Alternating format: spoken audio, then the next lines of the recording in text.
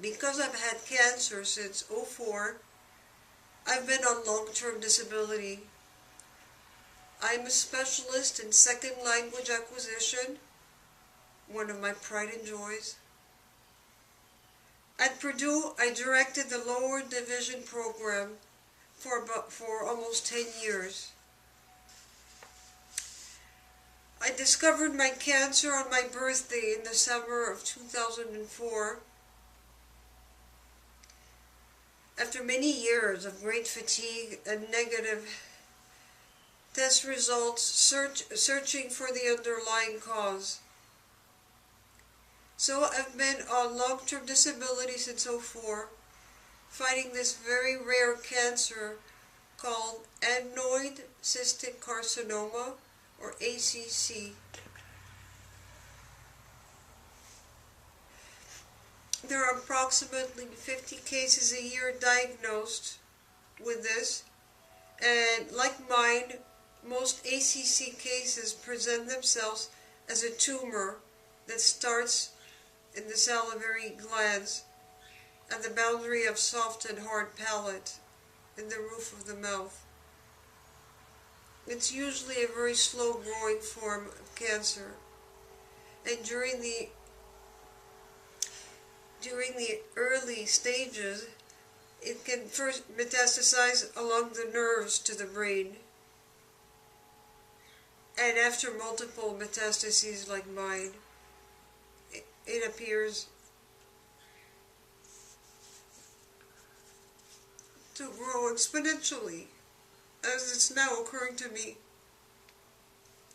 But I have a job to do. I don't want you and your loved ones to be under the attack of eminent domain. We have to help each other. This is not right. I'll continue later.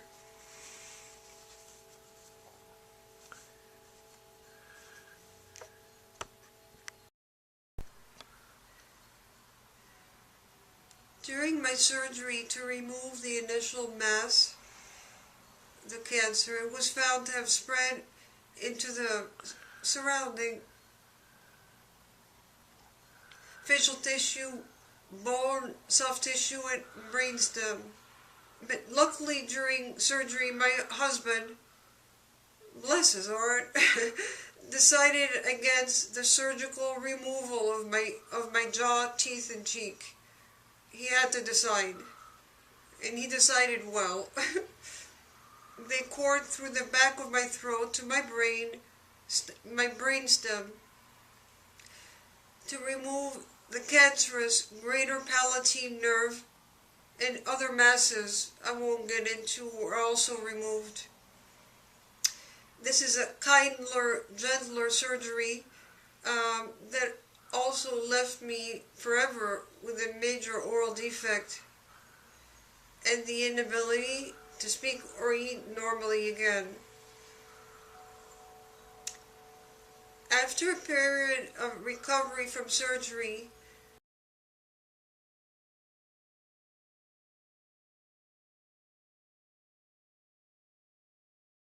I had cancer treatments for over 2 months at Boston's Massachusetts General Hospital.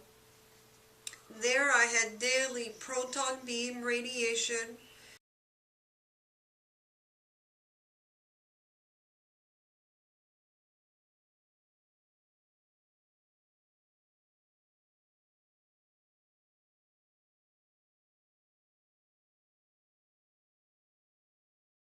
and weekly chemotherapy of cisplatin.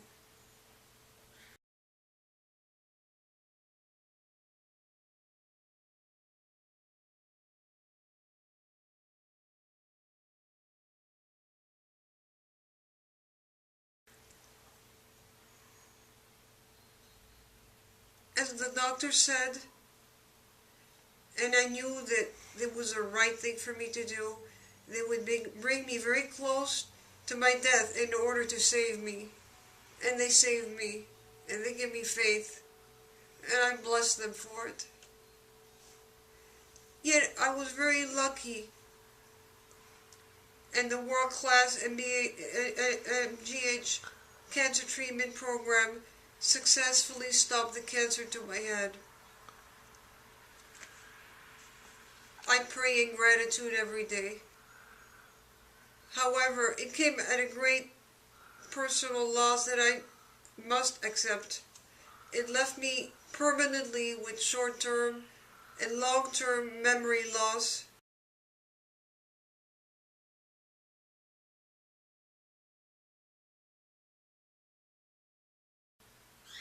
neuropathy to the hands and legs, numbness, in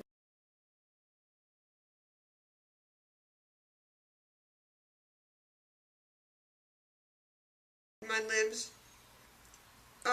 hearing deficiencies and chronic ear infections because of radiation to my ear and the surgery behind the eustachian, and major loss of salivary function, and also trismus, which is a tightening or clamping of the jaw from radiation burns and damage.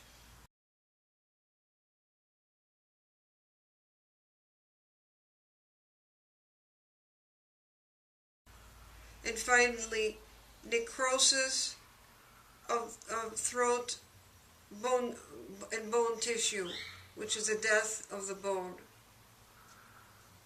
and that had to be carved out through multiple surgeries.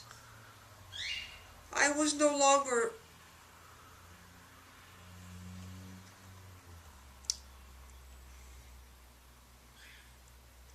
the professor that I had fought so hard all my life to achieve. I'm proud of what I did. I went to school from ages 6 through 34. It literally took me 3 years to relearn to articulate and overcome some of the major disability, and to eat with this upper palate prosthesis without choking. I still choke all the time, but I panic less because I've learned to be a good choker. What are the most debilitating effects? I'm sorry.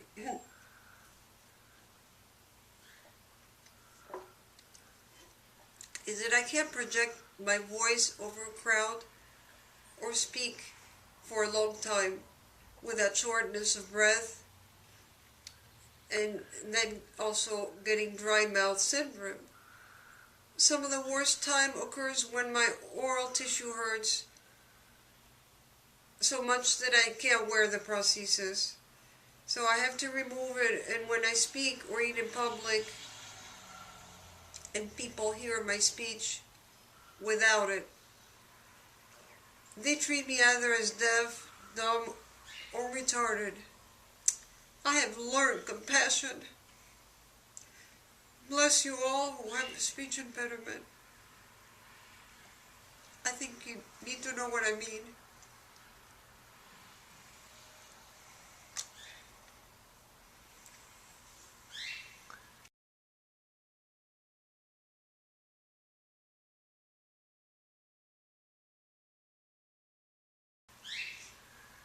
This is my friend. This is my palatal prosthesis. It's called an obturator. Before my current journey through life, like most of us, I had compassion, but my attitude was little better than the prevailing societal prejudice against all people with a speech impediment. You know, sadly, even the old professorial me would have treated a person like me as simple-minded at the very least. I'm sorry to all the people I judged in the past.